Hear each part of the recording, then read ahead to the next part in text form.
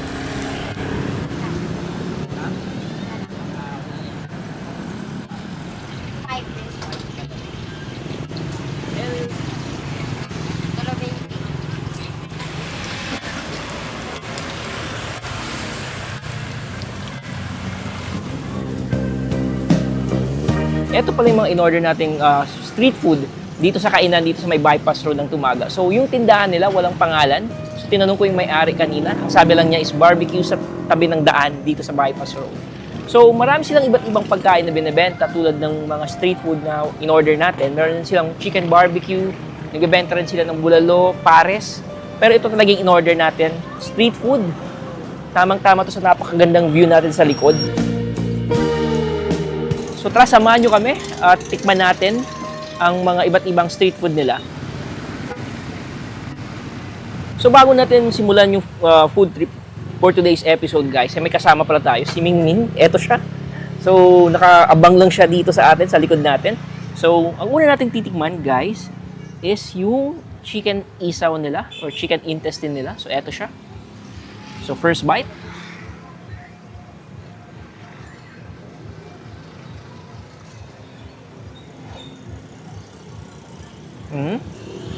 Masarap yung sauce nila, maanghang-anghang ng konti.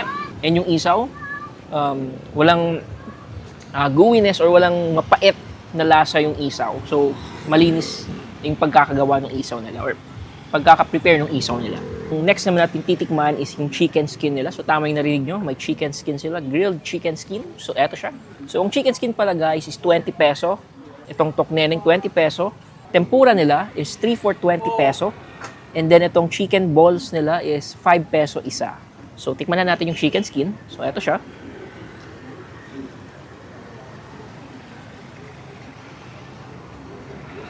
Masarap yung chicken skin, malambot. And kung naghahanap kayo ng mapagpupud tripan, tamang-tama tong lugar na to guys. So marami silang pagpipili ang street food at the same time magandang view, mahangin, and napaka-relaxing yung tanawin guys. Ang next naman natin titikman is yung tempura nila. Hindi yung tempurang iniisip nyo guys, yung tempura na sa Japanese restaurant. Itong tempura na to, ito yung tinutukoy ko. So, tikman natin.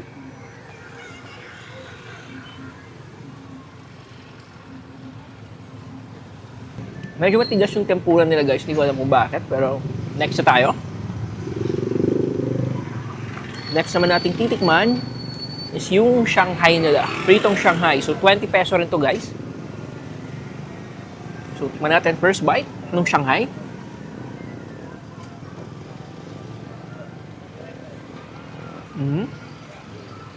Para lang siyang meatloaf kung pagbabasayan yung lasa. Meatloaf na masarap, na medyo maalat-alat. Next naman natin titikman is yung chicken balls nila. So, 5 pieces yung nasa stick na to. So, 5 peso na to, sabi nung nagbebenta kanina. So, parang flour lang yung chicken balls, guys. Pero malasa siya, gawa ng sauce. Masarap. So, after natin tikman yung chicken balls, ang susunod naman natin titikman dito sa plate natin is yung fried egg or kwek-kwek na kung tinatawag nila dito sa Zamboanga or tokneneng nasa kung tawagin nila sa Manila. So eto siya. Medyo malaki yung ball or yung itlog. So dip natin sa sauce. Then first bite.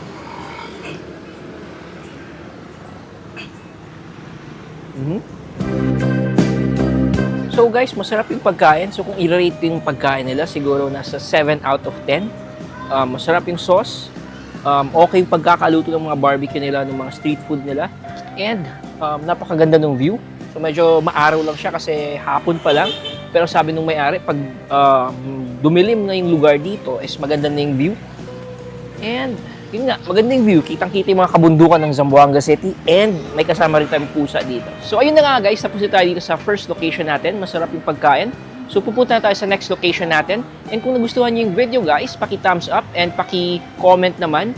And kung di ka pa nakasubscribe sa aming YouTube channel, paki-subscribe naman po and paki-follow kami sa Facebook at Sambo Eats and Sambo Eats page. So tara, punta tayo sa next location natin.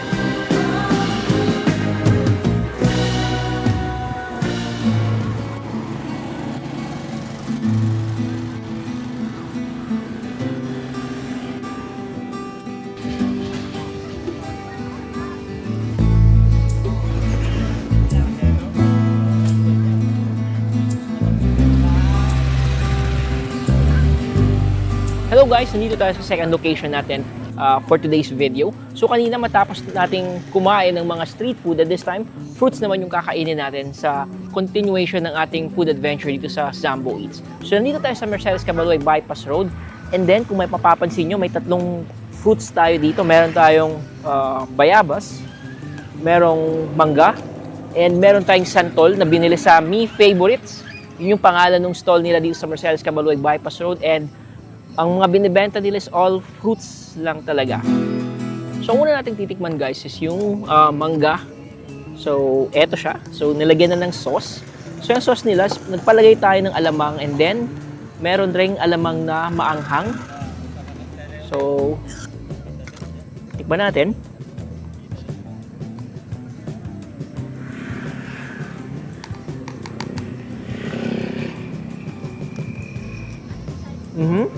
In fairness guys, hindi maalat yung alamang na gamit nila. And masarap. Maganda sana kung yung mangga nila is yung sobrang hilaw. Pero okay na rin to. So, kain ulit tayo.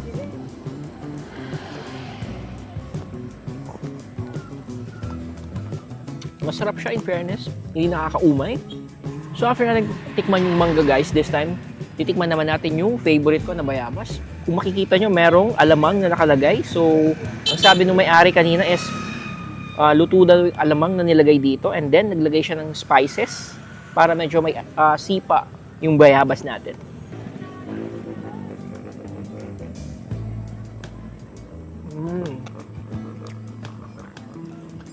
Masarap yung alamang. Bale, ibang alamang yung nilagay nila dito sa bayabas. Iba din yung alamang kanina na nilagay nila dun sa mangga.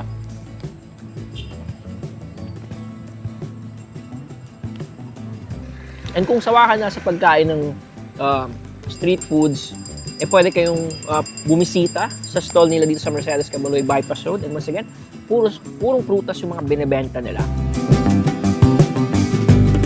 So after natin tikman yung mangga, bayabas this time, yung santol na naman yung titikman natin. Sana di sumakit yung tiyan natin guys.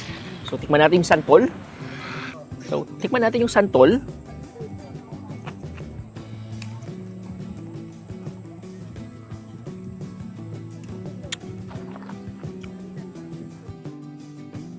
And once again guys, masarap yung alamang nila, hindi siya maalat.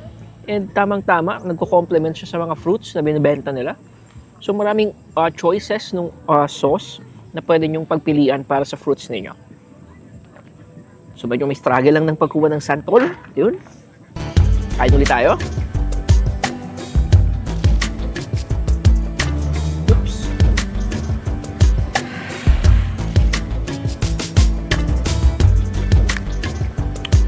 So nandito tayo sa last part ng ating video guys. And kung nagustuhan niyo yung video natin today, paki-thumbs up naman po sa video natin and paki-subscribe. Maraming salamat po sa pagpatuloy ng suporta niyo sa Facebook page natin at Sambo Eats and sa aming YouTube channel at Sambo Eats. So once again, let's support small businesses dito sa Zamboanga City. And see you on our next video, guys. That's yummy.